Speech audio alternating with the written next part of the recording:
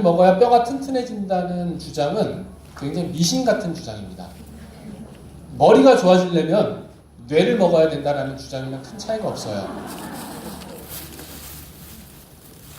이게 실험인데 칼슘이 어디에 많죠? 우유에 많죠.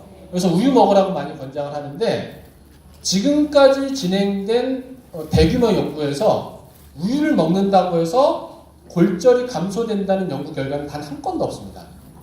단 한 건도 없어요. 그리고 WHO에서는 전 세계적으로 사람들이 뼈가 부러지는 양상을 보잖아요. 아프리카는 어떻고, 저 미국은 어떻고, 아시아는 어떻고, 그리고 칼슘을 얼마나 먹는지도 다 조사를 해서 파악을 하는데 어떨까요? 칼슘을 많이 먹는 지역일수록 뼈가 안 부러질까요? 정반대입니다. 칼슘을 안 먹는 지역일수록 뼈가 안 부러져요. 오히려 칼슘, 우유를 많이 먹어서 칼슘을 많이 섭취하는 유럽과 북미와 호주 이런 지역에서만 뼈가 엄청나게 부러져요. 그래서 WHO에서는 딜레마예요. 뼈 건강을 위해서 뼈도 안 부러지고 칼슘도 안 먹는 사람들한테 당신네들 뼈가 부러질지 모르니까 칼슘을 많이 먹어야 돼. 이렇게 권해야 되느냐. 논리가 안 맞죠. 뼈도 안 부러지는 사람들한테. 그래서 WHO에서는 모든 나라의 모든 지역에 칼슘을 많이 먹으라고 권고하지 않습니다. 뼈가 많이 부러지는 지역에 한해서만 칼슘을 먹으라고 권하고 나머지 지역은 적극적인 활동을 하고 그리고 적당한 양의 균형 잡힌 식사를 하고 그리고 채소 과일을 많이 먹고 이제 이렇게 주로 권합니다. 이게 칼슘 패러독스예요. 그리고 실제로 2014년도, 16년도에 발표된 연구들을 보면은 우유를 많이 먹을수록 뼈가 많이 부러져요. 한 잔 마실 때마다 거의 10% 정도 골절이 증가하고요. 그리고 우유를 한 잔 마실 때마다 전체 사망률이 15%가 더 높아요. 심혈관 질환으로 인한 사망률도 15% 증가하고 암으로 인한 사망률도 거의 7%까지 증가합니다. 여성에서. 그러면 왜 학교에서 이렇게 우유급식을 하냐? 우유급식의 목적을 보셔야 돼요. 우유급식의 목적, 성장기 아이들에게 필수 영양소를 공급하기 위해서 돈이 없어서 우유를 못 마시는 아이들한테 우유를 무상으로 제공함으로써 복지 증진을 하기 위해서 세 번째, 우유 음용 습관을 조기에 형성시킴으로써 우유 소비 기반을 확대하여 낙농산업의 안정적 발전을 도모하기 위해서 이 세 가지가 우유급식의 목적이에요. 그러니까 이런 사업은 저는 당장 좀 폐기가 돼야 되지 않을까 싶습니다. 자, 그리고 우유가 또 어떤 효능이 있다고 알려져 있나요? 불면증. 불면증이 좋다 이런 얘기 들어보셨나요? 그죠? 불면증이 좋다고도 알고 있는데 수면이 유도가 된다는 거죠. 우유를 먹으면. 그럼 그 우유를 아이들한테 오전 간식으로 먹으면 어떻게 될까요?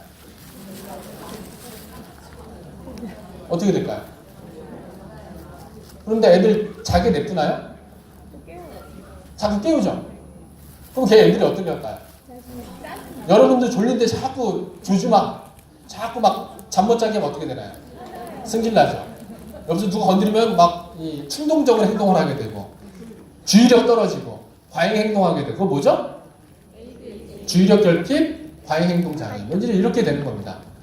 근데 이것도 수면이 유도되는 과정에 인슐린이 굉장히 영향을 많이 미쳐요. 그래서 우유뿐만 아니라 설탕, 동물성 단백질, 그리고 기름기 많은 음식들 이런 것들이 전부 다 ADHD, 아이들의 정서를 좀 어렵게 만드는 그런 요인으로 작용을 한다는 겁니다. 그리고 참 재밌는 연구인데 동물성 단백질과 식물성 단백질에 따라서 뼈가 부러지는 정도를 그래프로 그려본 거예요. 그런데 동물성 단백질을 많이 먹는 나라일수록 골절률이 높아요.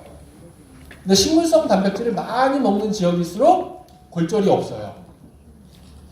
이거를 두 개 비율로 나타내주면은 동물성 단백질에 비해서 식물성 단백질을 많이 먹는 동물성 단백질보다 식물성 단백질을 많이 먹는 지역은 뼈가 안 부러져요. 근데 식물성 단백질보다 동물성 단백질을 더 많이 먹는 지역은 뼈가 엄청나게 많이 부러지는 거죠.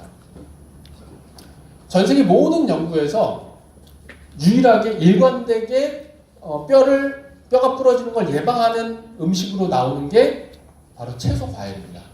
채소 과일. 그래서 여러분들이 뼈 건강을 생각한다면 뭐 칼슘을 더 먹을 생각하실 필요 없고요. 동물성 단백질은 우리 몸에 들어와서 피를 산성으로 만들어요. 그래서 뼈 속에 있는 칼슘이 용출이 되고 소변으로 칼슘이 계속 빠져나가게 되는 겁니다. 그러니까 우유를 많이 먹는 지역들은 기본적으로 동물성 단백질을 많이 먹는 지역이에요. 그러다 보니까 밑 빠진 독인 거예요. 아무리 칼슘을 쏟아부어도 그게 그냥 술술 다 흘러나가는 겁니다. 그래서 뼈가 많이 부러지는 거예요. 역설적인 거예요. 반대로 칼슘을 안 먹어도 동물성 단백질을 안 먹는 지역에서는 소변으로 이게 칼슘이 빠져나가지 않아요. 뼈가 튼튼해요. 그러니까 뼈가 안 부러지는 겁니다. 이런 역설이 발생하는 겁니다. 그래서 핵심은 칼슘을 많이 먹냐 이게 아니고요. 동물성 단백질을 얼마나 안 먹고 채소 과일을 얼마나 많이 먹느냐 여기에 있다는 겁니다. 그리고 야외에서 햇볕을 적절한 시기에 지금 딱 좋습니다. 11시부터 한 2시 정도까지 이때 햇볕은 보약이나 다름없습니다. 한 20분이나 30분 정도 햇볕을 충분히 쪄주고 그리고 적당하게 뼈가 튼튼해지도록 자극을 주는 운동을 해주시고 그리고 쓰러지지 않게 균형 감각을 키우는 운동을 해주시고 이게 골다공증과 골절을 예방할 수 있는 방법입니다. 시간이 별로 없어서 성장 부분은 넘어가겠습니다. 한 가지 좀 말씀드리자면 키가 클수록 유방암이랑 전립선암이 증가해요. 대장암이랑. 키가 클수록. 이게 전 세계 모든 지역에서 관찰되는 현상입니다. 한국에서도 키가 클수록 모든 부위의 암 발생이 증가합니다.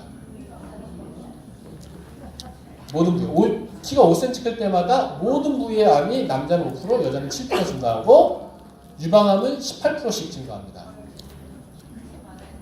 네, 그렇다고 뭐 뼈를 잘라내면 안 되고 뼈를 잘라내는 게 예방법은 아니에요. 그러니까 아이들을 너무 조기에 빠른 속도로 크게 만드는 그 무언가가 암세포도 동시에 증식을 시킨다는 겁니다.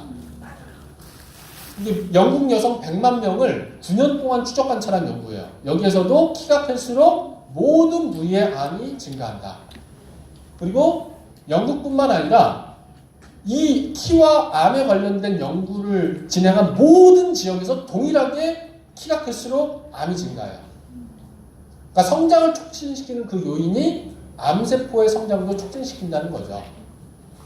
고열량 식이, 설탕, 고지방, 알코올, 유제품, 육류 이런 것들이 소위 다 성장이 좋다고 알려진 음식들인데 이런 것들이 동시에 암도 부추긴다는 거죠.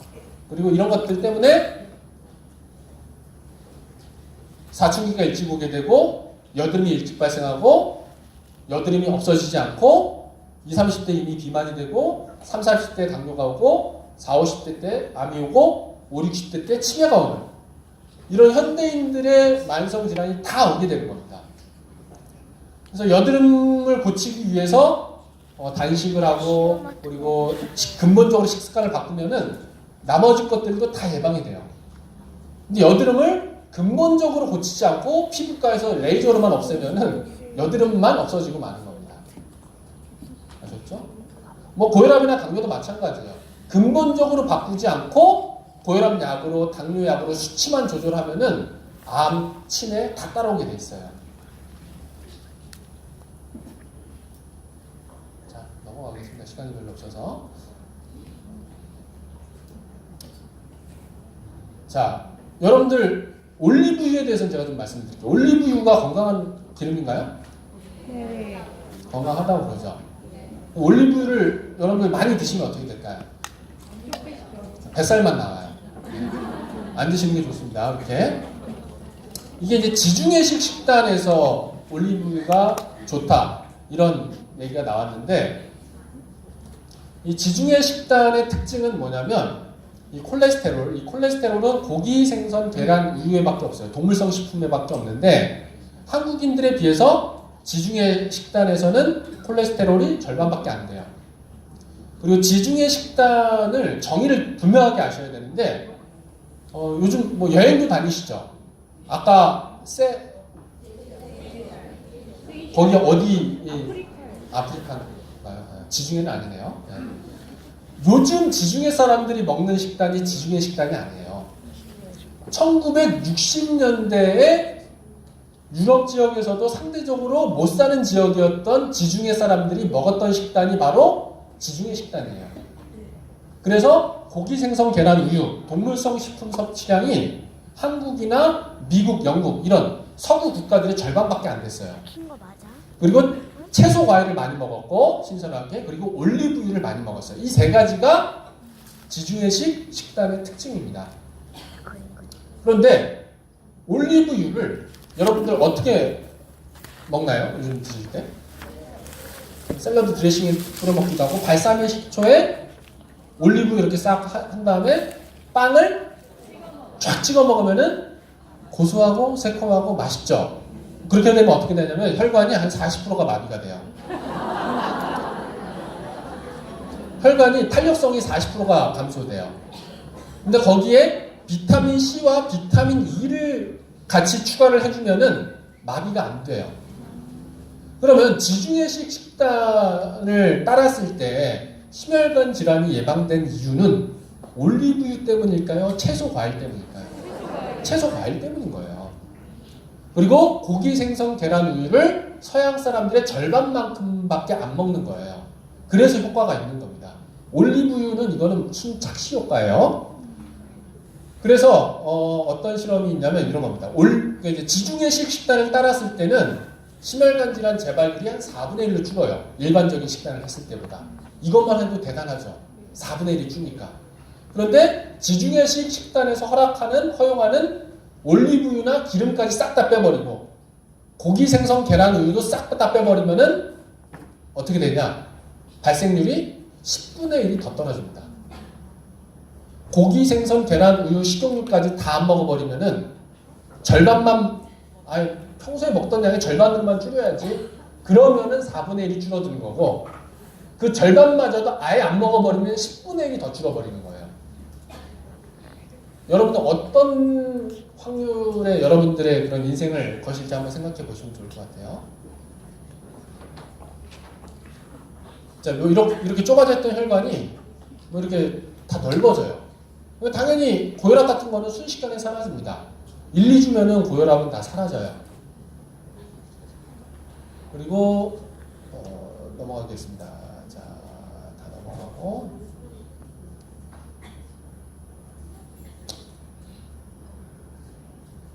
이분 보세요. 이분이 작년 1월 달에 몸무게가 111kg였어요. 작년 8월 달에 몸무게가 61kg예요. 7개월 만에 50kg가 빠졌어요. 이분은 대단하신 분이긴 한데 부산대학교 법학전문대학원의 교수님이세요. 안하원 교수님이라고. 그러니까 작년 11월 달에 제가 행사가 있어가지고 그때 이제 처음 알게 되셨는데 이분이 저를 딱 찾아보고 반갑다고 하면서 유튜브 통해서 맨날 보다가 이렇게 보니까 정말 반갑다고 그러면서 본인 사연을 이제 보내주신 거예요. 그래서 허락을 받아서 제가 강연에 활용을 하고 있습니다. 이 정도만큼의 효과가 있다는 겁니다. 근데 생각을 해보세요. 70년대에는 웬만하면 길거리에 사람들이 다 이런 체형이었어요. 무슨 다이어트를 하려고 하지 않아도 그냥 다 이런 체형이었어요. 근데 일반인들 2010년대 평균적인 한국 사람들이 먹는 수준, 먹방에서 권하는 거를 어쩌다 한 번씩 먹고 이러면 이렇게 되는 거예요. 보시면은 혈압도 140에 83이었던 게 104에 67, 혈당 109였던 게 64, 콜레스테롤 194였는데 126, 중성지방 236이었던 게 31, 간 수치 80에 158이었던 게 23, 26 이렇게 되는 겁니다. 이게 정상적인 수치라는 거예요. 혈압 110에 60 이게 절대 낮은 혈압이 아닙니다. 이게 정상인 거예요. 110에 60, 110, 70, 아니 100에 60 이런 정도 수준이 아주 건강한 혈압입니다. 자, 넘어가겠고요. 그래서 이제 이런 식으로 저는 먹기를 권하고요. 현미밥에 채소 반찬만, 그리고 드레싱 뿌리지 않고, 그리고 밥 양이 어떤가요? 많죠. 이렇게 먹으면 어떻게 될까요? 살이 빠집니다. 저처럼 되는 거예요. 제가 보통 이렇게 먹어요. 180에 66kg를 원하시면 이렇게 드시면 됩니다. 그리고 이게 어떤 음식을 먹느냐뿐만 아니라 어떻게 먹느냐도 중요한데요. 우리가 음식을 삼키면은 그 음식이 식도를 타고 위로 내려오죠. 그리고 이 위에 있는 음식이 십이장으로 넘어가는데 이 위에서 십이장으로 가는 이 구멍이 얼마나 될까요? 크기가. 새끼손가락? 여러분도 볼펜 지금 갖고 있죠? 네. 볼펜심 나오는 구멍을 한번 봐주세요. 1에서 2mm입니다. 그러니까 평상시에 1에서 2mm라는 게 아니고 음식이 없을 때는 이제 헐거워져 있어요. 동전도 빠져나가죠. 레고 블록이나 이런 것들도 다 빠져나가요. 평소에 이렇게 벌어져 있는데 음식이 들어왔다 싶으면 얘가 확 조여줍니다. 확 조여서 1mm, 2mm 만큼만 벌어져요. 여러분들이 음식을 입에서 잘근잘근 씹어서 1에서 2mm 사이즈로 만들어 삼키면 어떻게 될까요? 음식이 잘 넘어가겠죠. 더부룩할 일이 있을까요? 속 쓰릴 일이 있을까요? 식도 역류할 게 있을까요? 아닙니다. 없어요. 식도 역류에 소화불량에 위염 이런 것들이 오는 경우는 안 씹어서 그래요. 안 씹어서. 어떻게 씹어야 된다? 볼펜 구멍을 보세요. 이 구멍을 통과할 정도로 잘근 씹어서 삼키자. 모든 음식을. 그렇게만 드시면은 소화불량 없어지고 저절로 살도 빠지고 그래요. 그러면 위에서 12장으로 음식이 넘어가는 걸 좀 더 더디게 만드는 음식들 종류도 있어요. 그게 바로 동물성 단백질 그리고 식용유입니다. 그래서 반찬으로 동물성 단백질과 식용유를 먹으면 음식들이 아무리 잘근잘근 씹어도 오랫동안 머물게 돼요. 근데 이거를 좀 다르게 인식을 할 수도 있어요. 음식물이 오래 남아있으니까 포만감, 뭔가 배가 찬 느낌. 그걸 좋다고 느끼시는 분들도 있어요. 그래서 밥에 채소만 먹으면은 꼭꼭 씹어 먹으면 금방 배가 내려가니까 속이 빈 것 같아. 허해. 뭐 이거를 되게 못 참아 하시는 분들도 있어요. 근데 이게 정상이고요. 먹고 나서 음식이 필요 이상으로 오랫동안 머물러 있는 게 비정상인 거예요. 그리고 또 하나, 음식을 드시면서 여러분들 국을 많이 드세요? 국을 많이 드시는 건 좋지 않습니다. 그리고 음식을 먹고 나서 물을 많이 드시거나 아니면 음식을 먹고 나서 차가 됐든 커피가 됐든 어떤 종류의 액체류를 많이 마시게 되면 그것도 좋지 않습니다. 왜냐하면 밥알은 물에 안 녹죠. 밥알은 물에 안 녹아요. 근데 그 밥알을 입에서 잘근잘근 씹으면은 이 전분질이 당분으로 전환이 되죠. 당분은 물에 녹죠. 그렇습니다. 그래서 음식을 물 없이 잘근잘근 씹은 다음에 삼키면은 조금씩 음식물이 여기로 넘어가는데 거기서 물을 잔뜩 들이키면은 요 음식물 안에 있던 당분이 물에 다 녹습니다. 물은 1mm, 2mm 통과하나요? 통과하지 않나요? 통과하죠. 그럼 그 물은 설탕물로 변해서 내려가는 거예요. 그러니까 이제 혈당이 급격하게 올라가고 그 혈당을 떨어뜨리기 위해서 인슐린도 따라 올라가게 되고 인슐린이 많이 분비되는 만큼 지방으로 더 축적이 되고 그리고 속도 쓰리고 이런 일들이 벌어지는 겁니다. 그리고 당연히 몸의 회복이나 이런 것들도 더디게 하고 그렇습니다. 그래서 여기까지 좀 신경을 써주시면 좋을 것 같습니다. 그래서 오늘 강의는 마치도록 하겠습니다.